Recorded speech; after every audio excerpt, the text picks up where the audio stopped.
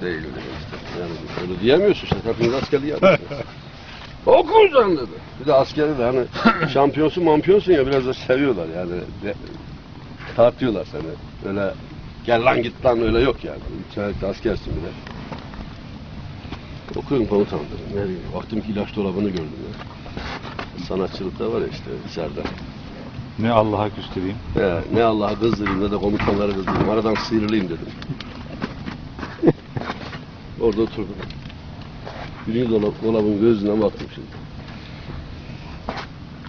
Dedim öksürük kellezine burodile ziferrone reksamisine teramisin. Öyle deyince oradan biri Allah dedi. Kafalar iyi tabii. Herkesin kafası iyi. Tonu ferrine ciferrune teramisine ampisine fettet Rafiline emedure ve katil bevitince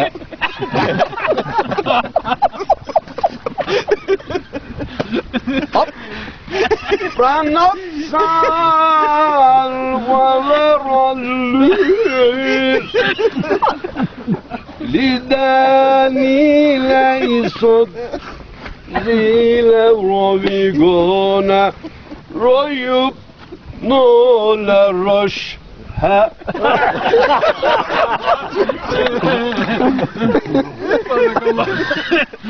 dedim devam etti tabii. En altta da uyuşturucu bölümleri vardı. Uyuşturucu.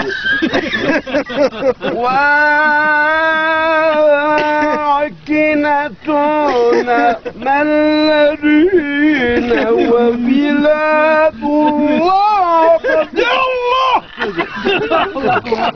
oradan Allah değil lan dedi. Neyse bitti. Ya sonra oradan bir tanesi dedi ki vallahi dedi başkası okuyunca hiç anlamıyorum ama askerde de okuyunca bazı yerler anlamıyorum. Sevmesin anlamıyorum.